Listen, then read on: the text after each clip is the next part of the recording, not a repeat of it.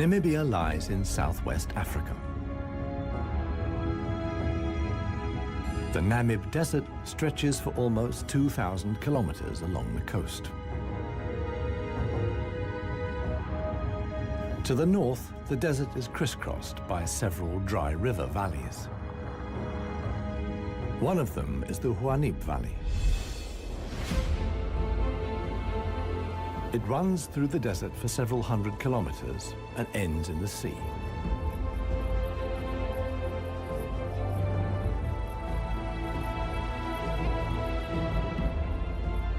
Water flows here once, at most twice a year. Only deep-rooted plants like anna trees can survive here. Only here, within the valley, can mammals exist in the long term. It is the home of the desert elephants.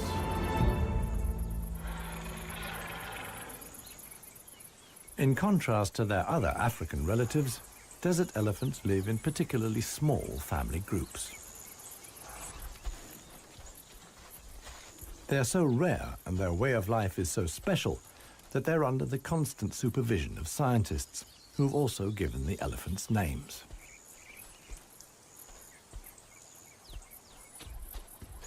The head of this family is alpha cow Clarissa. The animals don't leave her side for a moment.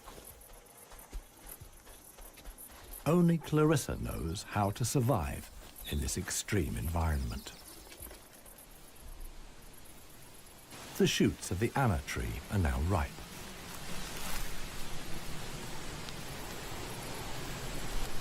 The pods contain protein-rich seeds.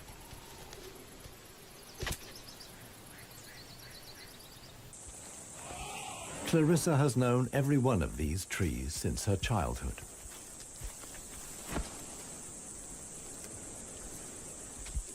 Even the youngest, Maya, tries the shoots. Here, however, experienced trunk-tip control is required. It's easier for her to get the protein she needs from her mother's milk. Desert elephants only have half the number of calves as other elephants. The male animals stay with their mother's family until they reach sexual maturity. With mock fights, they prepare for life without the protection of the females. Adult bull elephants are loners or travel in small groups. Jappy is the most skillful of them.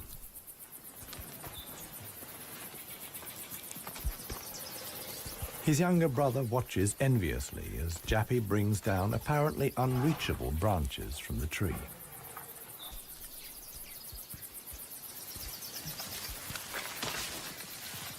In the valley, Jappy is well known for such tricks. He learned them from his father. Friendship among bull elephants has its limits.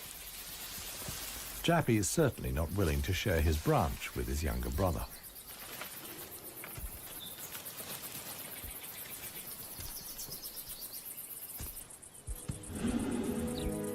Their father, One Tusk, is now nearly 60 years old. His trademark is the missing right tusk, lost long ago in a hierarchical battle.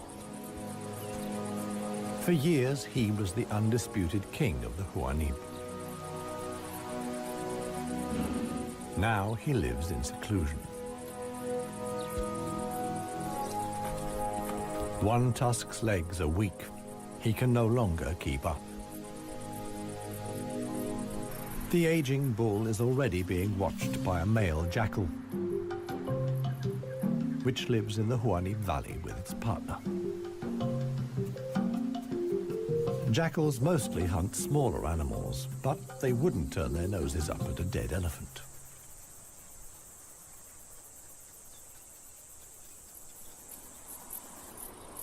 In a side valley, Clarissa has discovered a further source of food.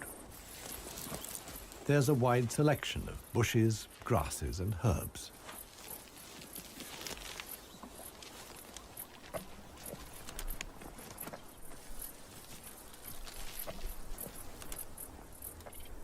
The The elephants' climbing skills far surpass those of their savanna-dwelling relatives. This, too, is a form of adaptation to their special habitat.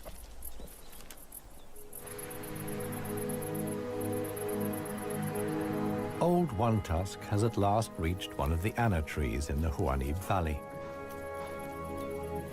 But Clarissa and co. haven't left very much for him to eat. He desperately searches for something edible in the remnants. In vain.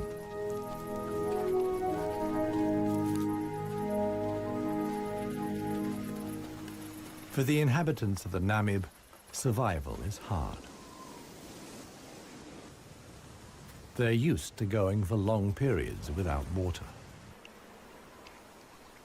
Many get liquid from their food or know secret sources of water. Regardless of size, every green leaf contains a minimum of liquid worth harvesting.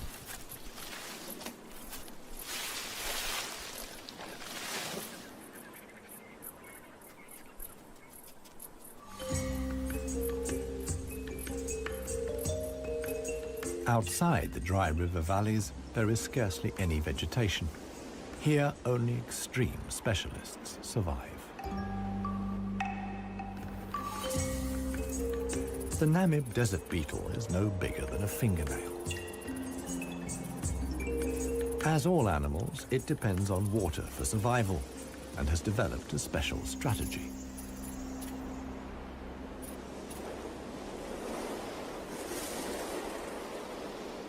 Even the tiniest traces of dampness in the air condense on its carapace.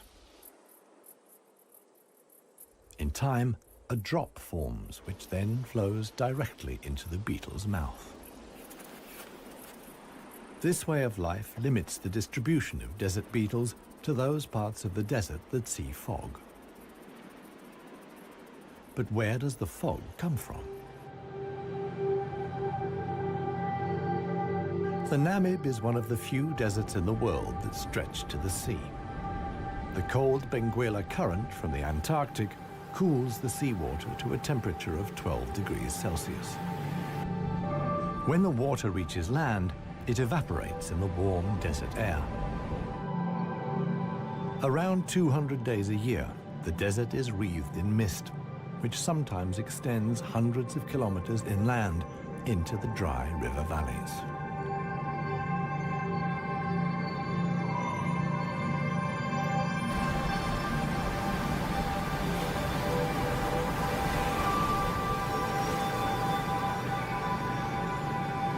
The Benguela current doesn't only bring fog, it's also rich in fish. The animals that benefit most are the brown fur seals.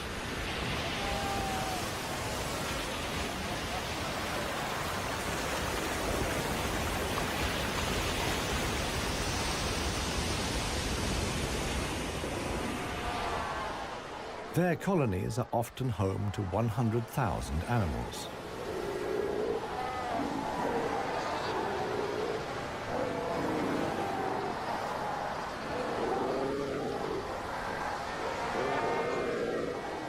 Right now, there's good reason for so many seals to congregate here. The mating season is just beginning.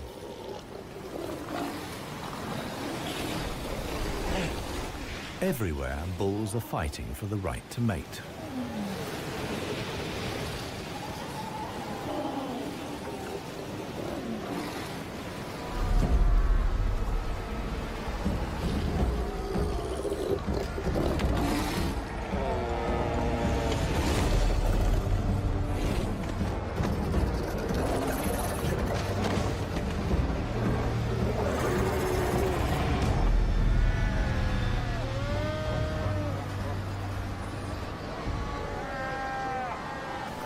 The strongest conquer a whole harem and then have their flippers full.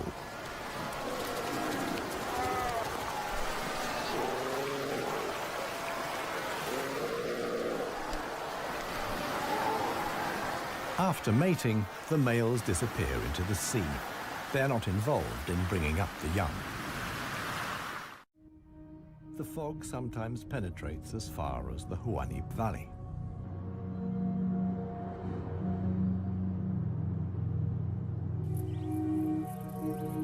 Now, even the biggest animals benefit from the moisture contained in the fog.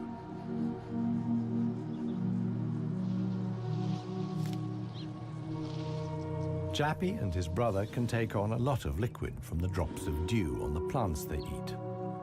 This allows the elephants to go without water for up to 4 days at a time. The pair are still on the move together. This will soon change.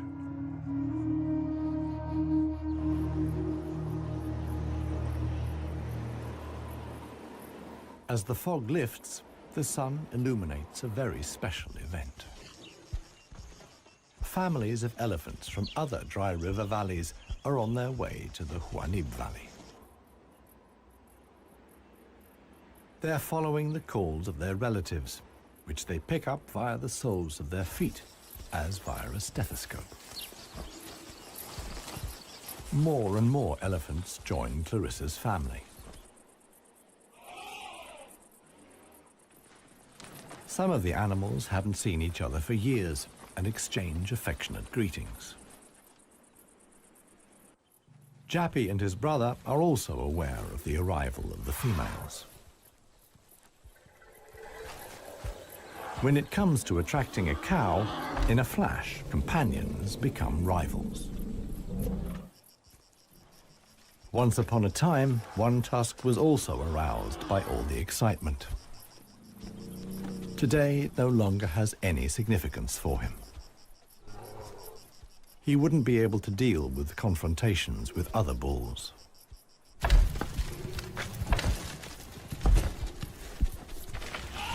His sons and grandsons, on the other hand, are very excited. For them, it's important to make the most of the female's willingness to mate and prevent others from taking advantage. In the end, however, Jappy only manages to achieve his goal by means of a trick. He abducts the alpha cow, Clarissa.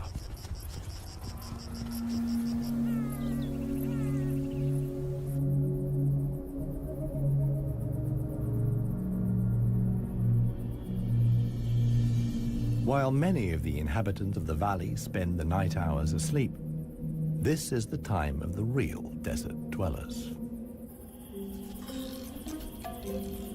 The Namib sand gecko is only active at night. In the darkness, the little predator looks for crickets and spiders.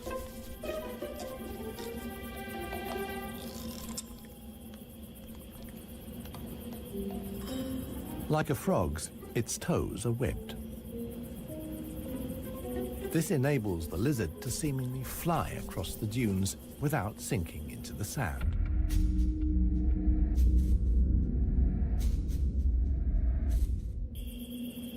But it also needs to be on the lookout.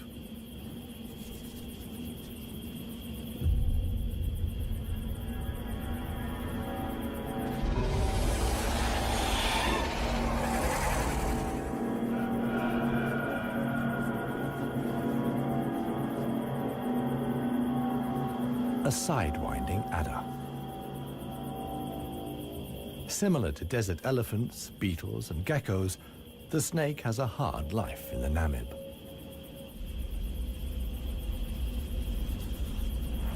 It has to hunt successfully to survive.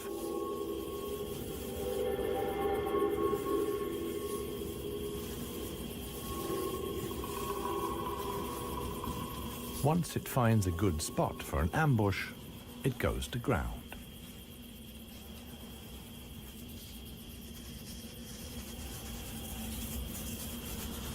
The snake is a predator that lies in wait for its prey, relying completely on its camouflage.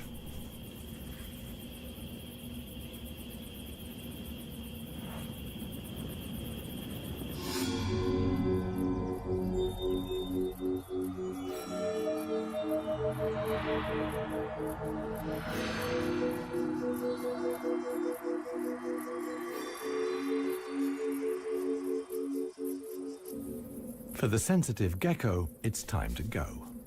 In the sun, it would quickly dehydrate. Here, too, webbed feet come in handy. The lizard uses its legs as scoops to quickly dig out astonishing underground passages. It can make tunnels 1 meter long into the ground.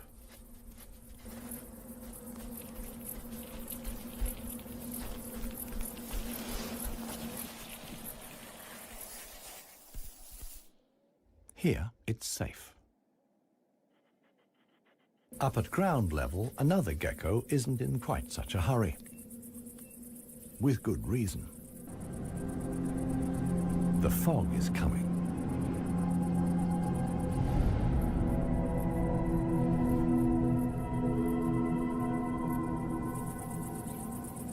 The lizard's large, mirror-like eye surfaces allow the fog to condense here.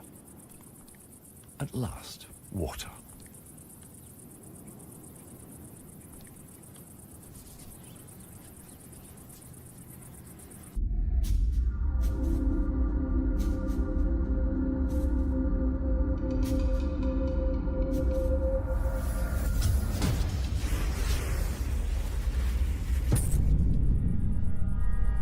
The waiting paid off. This morning, the sidewinding adder can have breakfast and get some liquid into the bargain.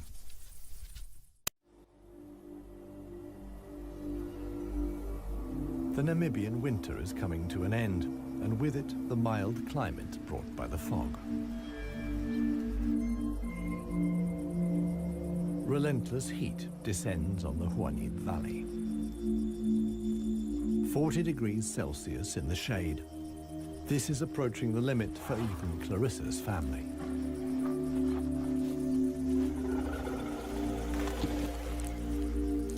Elephants don't sweat, and so protect themselves against overheating by fanning their ears. But it seems too hot, even for that. The heat is hard to bear for all the animals, but for the youngest, the sun can be lethal. Maya is really suffering.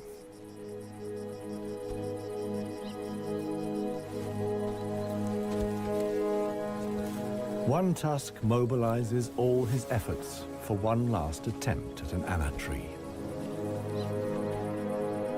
But he no longer has the strength. Exhausted, he withdraws to the shade. During his long life, his legs have carried him more than 400,000 kilometers. As with most bull elephants, the last few steps he will take alone. Despite the heat, Clarissa can't afford to take a break. She urges her family to move on. Desert elephants have to spend up to 20 hours a day eating 200 kilos of plant material.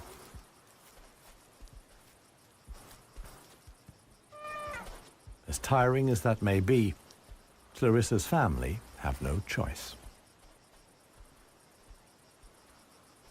One young bull is already so exhausted that he sleeps through the signal to move off. He only wakes up when the other elephants are already out of sight.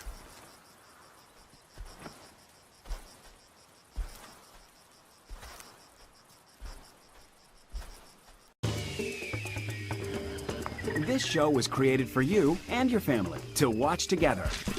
Welcome to Nat Geo Wild. It finally dawns on him that he really is all alone.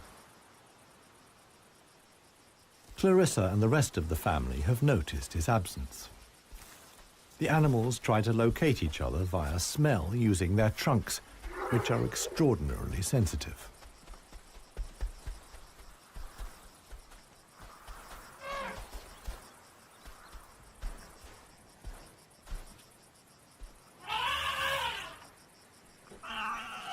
In the end, it